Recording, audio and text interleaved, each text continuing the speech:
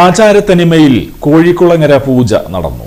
ശ്രീകുരുംബ ഭഗവതി ക്ഷേത്രത്തിൽ നിന്നും നാരായണമംഗലം കോഴിക്കുളങ്ങര ക്ഷേത്രത്തിലെത്തി നൂറ്റാണ്ടുകളായി നടന്നുവരുന്ന കോഴിക്കുളങ്ങര പൂജ ഇന്ന് നടന്നു. കർക്കിടക മാസത്തിലെ 3ാമത്തെ ഞായറാഴ്ചയായ ഇന്ന് ഉച്ചപൂജ പതിവിലും നേരത്തെ പൂർത്തിയാക്കി 11:30 നടയടച്ച് കോഴിക്കുളങ്ങര ക്ഷേത്രത്തിലേക്ക് ഒരു ദിവസത്തെ പൂജയ്ക്ക് ആവശ്യമായ സാധനങ്ങളുമായി ദേവസ്വം ഉദ്യോഗസ്ഥരുടെ നേതൃത്വത്തിലുള്ള സംഘം കിഴക്കേ നടയിൽ നിന്നും വാദ്യമേളങ്ങളുടെ അകമ്പടിയോടെ കാവിൽക്കടവിലെത്തി. അവിടെ നിന്നും പരമ്പരാഗത രീതിയിൽ 2 വള്ളങ്ങളിലായി കോഴിക്കുളങ്ങര ക്ഷേത്രത്തിന് സമീപത്തെ കടവിലെത്തി. കൊടുങ്ങല്ലൂർ ക്ഷേത്രത്തിൽ നിന്നും എത്തിയ സംഘത്തെ ക്ഷേത്രത്തിലേക്ക് സ്വീകരിച്ചാനയിച്ചു. ഭഗവതിക്ക് അഭിഷേകം, മലർനിവേദ്യം എന്നിവയ്ക്ക് ശേഷം ശർക്കര, പന്തിരുനാഴി, തണ്ണീരാമൃതം എന്നിവ നിവേദിച്ചു. കോഴിക്കുളങ്ങര ക്ഷേത്രത്തിൽ കൊടുങ്ങല്ലൂർ ഭഗവതിക്ക് നിവേദിച്ച ചതുശതമടക്കമുള്ള അന്നദാനം നടന്നു. 3000-ഓളം ഭക്തർ പങ്കെടുത്തു.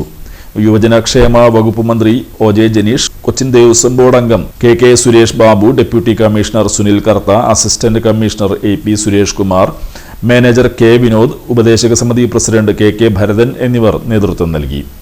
പാച്ചാമ്പിള്ളി രമേശൻ നമ്പൂതിരി പൂജകൾക്ക് നേതൃത്വം നൽകി.